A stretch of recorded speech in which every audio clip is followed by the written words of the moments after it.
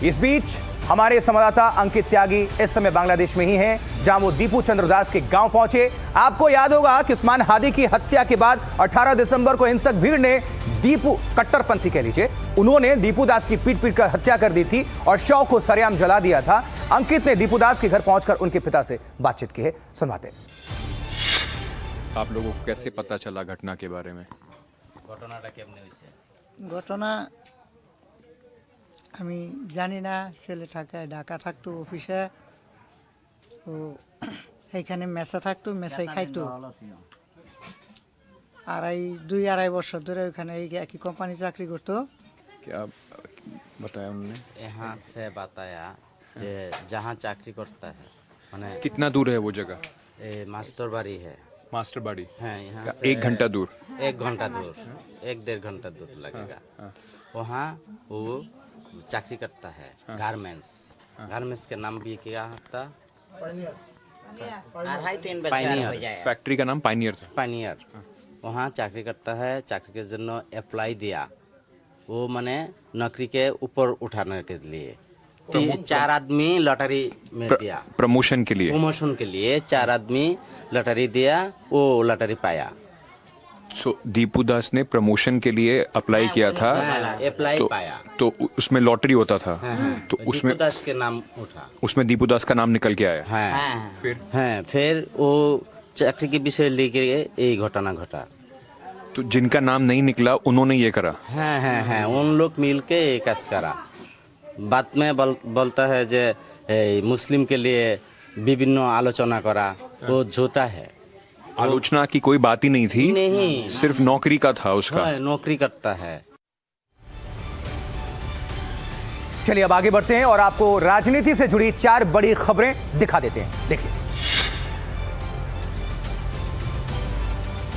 Tweet के जरिए BJP और आरएसएस की तारीफ की बात गिरे कांग्रेस नेता दिग्विजय सिंह ने कहा कि उन्होंने बीजेपी या आरएसएस की नहीं बल्कि उनके संगठन शक्ति की तारीफ की थी। दिग्विजय ने कहा कि वो आरएसएस और मोदी के घोर विरोधी हैं। बीएमसी चुनाव के लिए उद्धव और राज ठाकरे के साथ आई शरद पवार की पार्टी। संजय राउत ने की पुष्टि, कहा शिवसेना, यूबीटी और एमएनएस दोनों के खाते से दी जाएंगी सीटें। जेडीयू प्रवक्ता नीरज कुमार ने दावा किया कि राबड़ी देवी के आवास में तहखाना हो सकता है जिसकी जांच हो। आरजेडी नेता शक्ति यादव ने कहा कि अगर जांच में कुछ भी निकला तो वो राजनीति से संन्यास ले लेंगे। यूपी बीजेपी के ब्राह्मण विधायकों की बैठक पर प्रदेश अध्यक्ष पंकज चौधरी ने कहा कि हमारी पार्टी सर्व समाज की पार्टी है। पंकज चौधरी ने विधायकों को चेतावनी भी दी और कहा कि जाति के आधार पर कोई भी बैठक ना हो।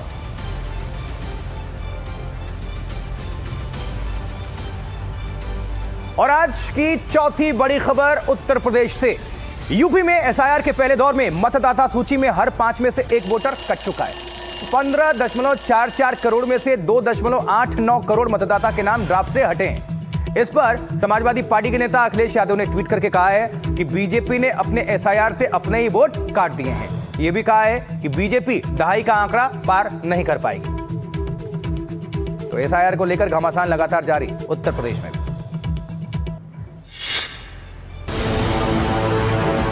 उत्तर प्रदेश में जिन मतदाताओं के नाम ड्राफ्ट वोटर लिस्ट में नहीं है, कहीं आप भी तो उनमें नहीं। ये सवाल इसलिए क्योंकि उत्तर प्रदेश में एसआईआर के पहले दौर में हर 5 में से 1 वोटर का नाम कटता दिख रहा है। 15 करोड़ 44 लाख मतदाताओं में से करीब 2 करोड़ 89 लाख मतदाताओं के नाम ड्राफ्ट लिस्ट में नहीं है, यानी 19% मतदाताओं के नाम गायब है। इनमें से कई मतदाता ऐसे भी होंगे जिन्होंने एसआईआर को गंभीरता से नहीं लिया और अपने फॉर्म जमा नहीं कराए। यूपी के मुख्य चुनाव अधिकारी के मुताबिक 31 दिसंबर को ड्राफ्ट वोटर लिस्ट जारी की जाएगी। वोटर लिस्ट पर आपत्तियों और दावों के लिए 31 दिसंबर से 30 जनवरी तक का समय होगा। यूपी में एसआईआर की तारीख 11 दिसंबर को 2 हफ्ते के लिए बढ़ाई गई थी, जो 26 दिसंबर को खत्म हो गई। अब सवाल यह है कि जिन करीब 3 करोड़ लोगों का नाम ड्राफ्ट लिस्ट में नहीं है, उनके हटने से नुकसान किसको होगा? हर राजनीतिक दल अब इसी आकलन में लगा हुआ है। एसआईआर की लिस्ट जारी होने के बाद समाजवादी पार्टी के अध्यक्ष अखिलेश यादव ने भारतीय जनता पार्टी पर तंज किया है। क्या कहा है? यूपी में एसआईआर में 2.89 करोड़ वोटर्स के नाम कट चुके हैं। इसमें से सीएम के अपने 85 से 90% वोटर कटे हैं। 2.89 करोड़ का अगर 85% भी माने तो आंकड़ा होगा लगभग कितने 2.5 करोड़, 2 करोड़ 45 लाख। 403 सीट के हिसाब से हर सीट से 61,000 वोट कम। हर सीट पर भारतीय जनता पार्टी के 61,000 वोट कम हो जाएंगे। ये अखिलेश यादव ताना मार रहे हैं या निशाना साध रहे हैं। बीजेपी दहाई का आंकड़ा पार नहीं कर पाएगी, अखिलेश यादव भी कह रहे हैं। भाजपा एसआईआर ने अपने खोदे गड्ढे में बीजेपी को ही गिरा दिया है। बीजेपी में आपसी लड़ाई अब खुलकर सामने आ रही है।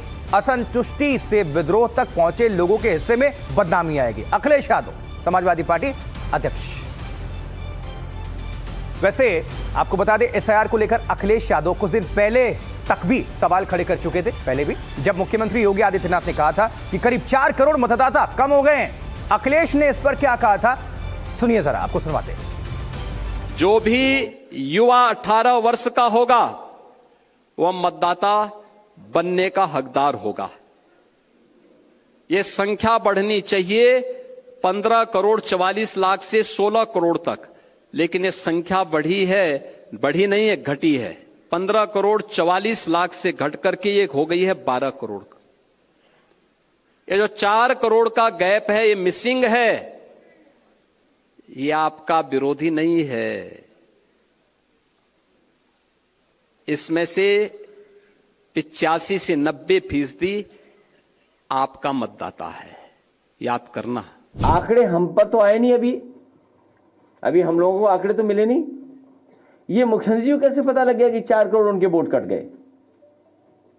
सब बीजेपी के पास आंकड़े पहुंच गए हैं। सुनने में आ रहा है कि रात में बैठ करके उनके विधायक, बीजेपी के नेता लोग, प्राइवेट कंपनियां के वोट कैसे बढ़ाया जाए, वोट को बराबर कैसे किया जाए कि 4 करोड़ वोट कट गए।